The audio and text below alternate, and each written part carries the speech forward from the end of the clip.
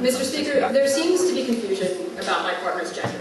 There seems to be confusion about Gaddafi versus Christ. But what there doesn't seem to be confusion about is the fact that he was a pretty bad guy who probably deserved to be brought to justice in some manner. What we think in the way in which this occurs is extremely important. What they say is, look, the process in which this happens doesn't matter. As long as you get rid of the guy and force him to beg a little bit, then you're set to go. And that's pretty much the crux of their case. We think this is untrue for, first, the opposition party, and by party I mean everybody who hated the guy, not exactly a party yet.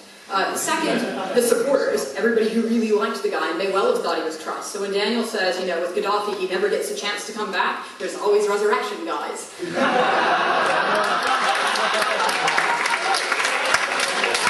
The third group we want to talk about is the rest, which includes the West, but it also includes Africa. It includes all of the people who are looking to this situation to figure out what happens in the future, to figure out how they ought to conduct themselves in the future, and to figure out how they deal with dictators when they present themselves in the future. So first, the opposition. Daniel doesn't really address what we tell you about the opposition, which is that they're going to be triumphant no matter what, right? If they kill the guy or if they capture the guy, they're pretty darn pleased with themselves. They managed to topple a guy who had a dictatorship for 40 years. That's not that easy to do. We think they deserve to pat themselves on the back. We think they're going to be doing it anyways. The question is whether we should allow them to pat themselves on the back after shooting somebody in the streets without a trial, and whether that's a good way to create the foundation of a future Libya. We argue it's not. First off, it allows them to be bloodthirsty in their triumphalism, right? Which means that you get to demonstrate not only are you the people who managed to depose Gaddafi, you're the people who managed to kill Gaddafi, which now demonstrates you are somehow the strong men, right? And you aren't necessarily tied up in the idea of future systems of judicial significance. You may in fact just be willing to wipe out people who you consider to be your enemies when you get the good opportunity. We think that's hugely problematic. The second thing that Daniel tells you, the second thing that Jen tells you that's really important, just confused my own partner's gender there, sorry about that, Jen.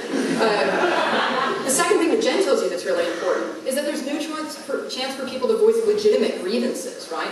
And so there are plenty of legitimate grievances against Gaddafi. It's one of the reasons that he got brought down in the first place, but we do think it's important for those people to be able to tell those stories in a public forum. Daniel says, well, maybe the forum won't be public. We say, great, make it public. Done. Sure.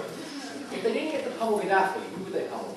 If they didn't get to pummel Gaddafi, who would they pummel? Hopefully no one, right? We think it's a good idea.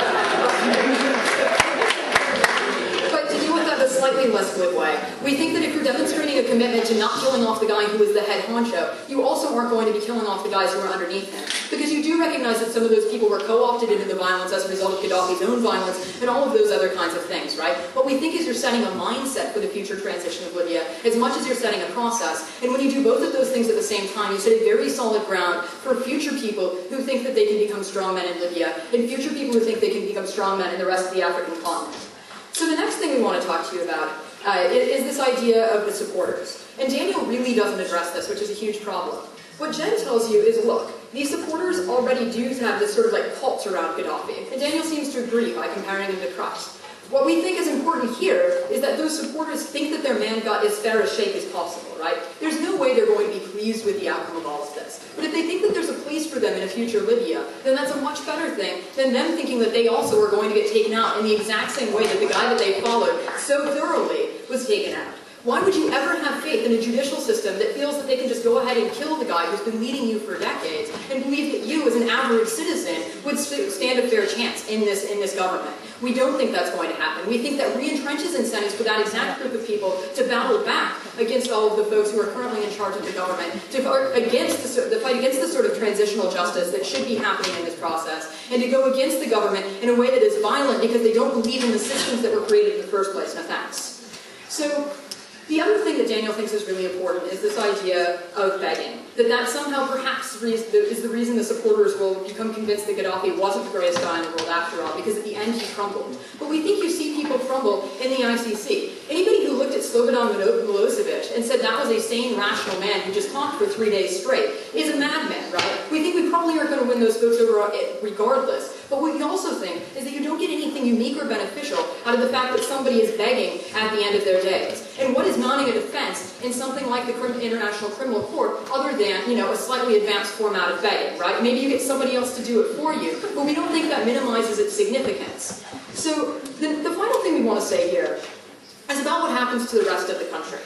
What we think is that because Gaddafi was such an important figure, people do model off of what's going on. He has tremendous amounts of support throughout the African country. People throughout Africa, including in countries that we consider to be relatively stable, like South Africa, have been going ahead and saying things like, oh, Gaddafi was a great leader, right?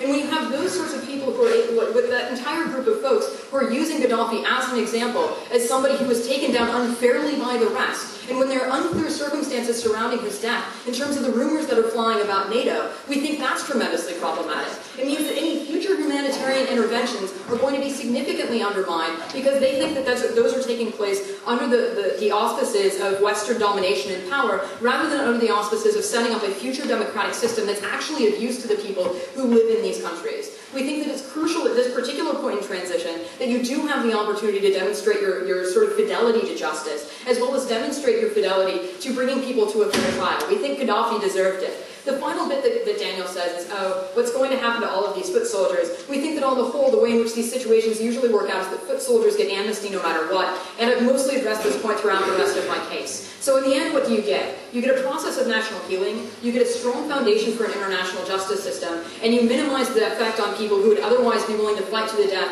just like Gaddafi did, against the new Libyan government, which we think is hugely important. We're proud to propose.